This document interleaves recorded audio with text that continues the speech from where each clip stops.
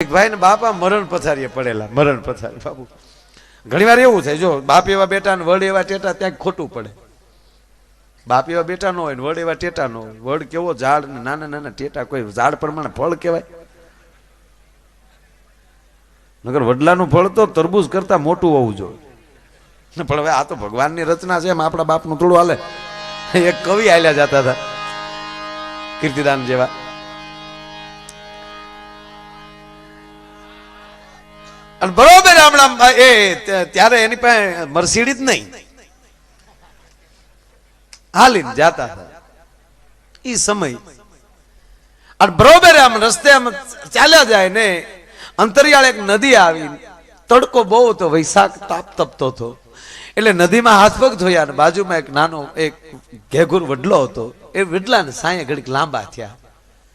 અને જો કવિ હોય ને એ પછી એ ગમે ત્યાં જાય ત્યાં એને કાંઈક દેખાય.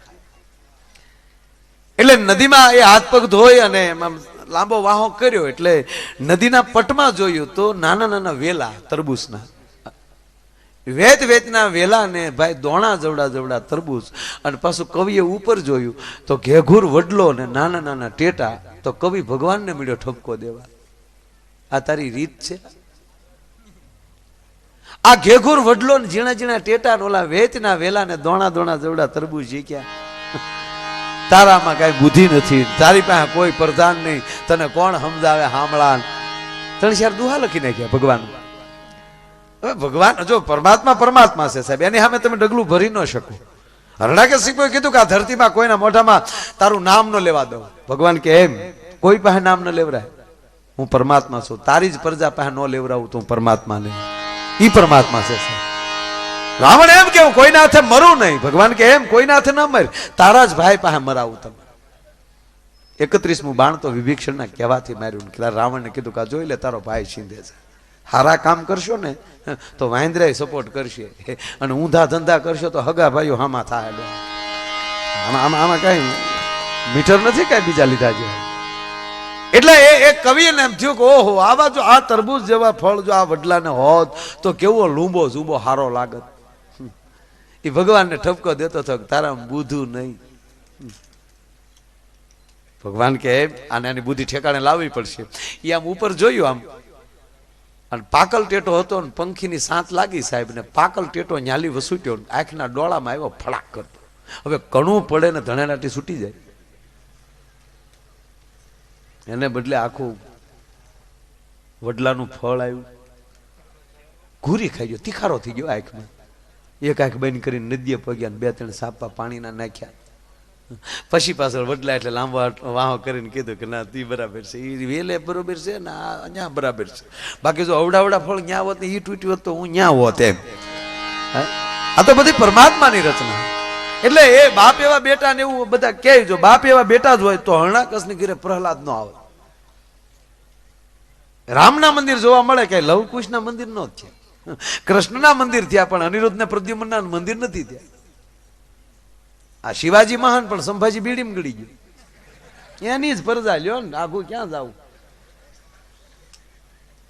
એટલે હવના ભાગ લઈને હવ આવે. એમાં કઈ હારા પૂન કરો તો હારી પરજા થાય, નહીં તો કહેવાની વાતું છે. બાકી કઈ થતું હોય થાય, એમાં કોઈને બાપનું ન હાલે. હવ ને હવનું કર્મ કરવાનું. 4 દીકરા ને ભાભો મરણ પથારીએ પડેલો, પણ ભાભો તમને કોઈ કાળો વાહ.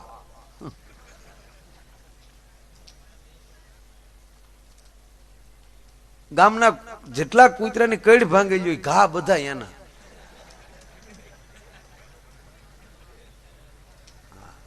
અમારે એક ડોક્ટર છે ને ઘરના છે, એ રોજ ઓલી ગાયને ખવડાવે, ઓલા ખૂટિયા ગાયને નહીં, રોજ ખૂટિયા ને તમને કોઈ રોજકો ખવડાવે, રોટલો ખવડાવે. ડોક્ટરના પત્ની. અરે મેં કીધું બેન ગાયને અપાય, આ ખૂટિયાનું શું આપો? મને કે ભાઈ એના ઉપર તો આખું દવાખાનું હાલે. મેં કીધું કામ? મને કે મારકણો છે, રોજ શારને મારે ને તારા ભાઈ ને દવાખાને આવે. આ પાટાપિંડીમાં તમારો ધંધો હાલે, એટલે જ એને હાઈસવા કરો કે હેરી બદલીને વયો ન જાય.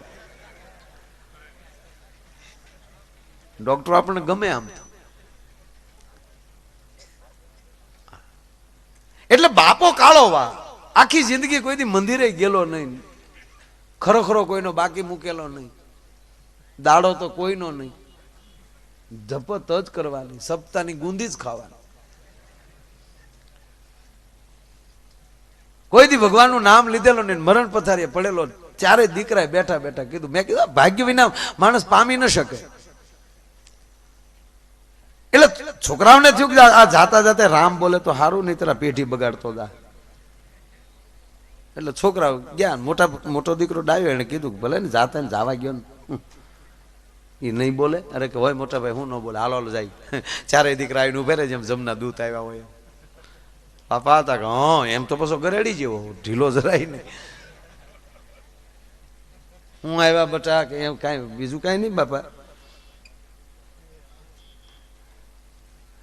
પણ હવે તમારો જીવને જમને વાદ આલે, થોડા ઘણા શ્વાસ બચ્યા છે, કાંઈક રામ બોલો, રામ બોલી જાઓ બાપા, રામ બોલો, રામ એમ કયો. એ મન નો આવડે, માથાકૂટ નહીં કરવાની.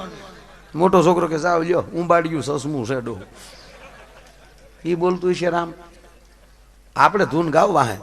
નાનો છોકરો કે પણ તમે મોટા ભાઈ ઘડીક બેહો ને, હું કામ ન બોલે? ન બોલે, આપણો બાપ છે, આપણે ન ખબર હોય. એટલે નાના છોકરાએ કીધું, થોડોક સમજનો નાનો છોકરો કીધું, મોટા ભાઈ તમે તમારે દૂર બેસો, ખાટલે વ્યા જાઓ, અમને અમારી રીતે કરવા. કઈ રીતે તમે રામનું નામ લેવડાવ્યું?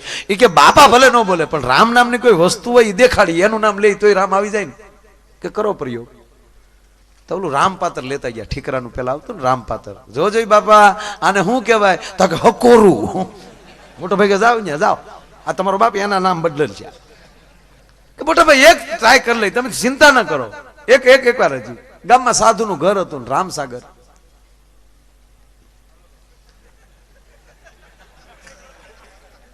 રામસાગર લાવીને કીધું, જોઈ બાપા આને શું કહેવાય? તો તંબુરો.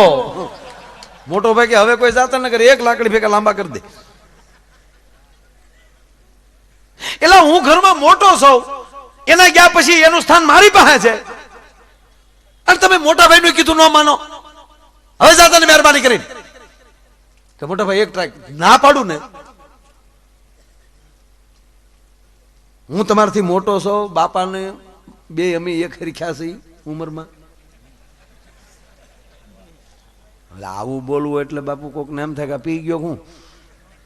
હા, મોટો ભાઈ હોય ને ઘરમાં, જે મેન મોટો પેલો, એમાં નહીં બાપાની ઉંમરમાં 1 સેકન્ડનો ફેર ન હોય. શું કામ? એનો જન્મ થયો ને પછી જ આ બાપ કહેવાનો, નહીં તો ઘૂઘુ હતો. એટલે એ બાપા પછી થયા, દીકરાનો જન્મ થયા પછી.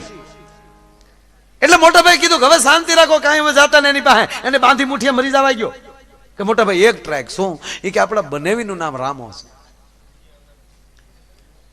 અને બાપને જમાય વાલો હોય તો આપણે એ રામાન લઈ આવીને બાપા એમ કે મારો રામ આવ્યો તોય વાત પૂરી થઈ જાય. બોલો કે હું કામ પેટ્રોલ બાળો?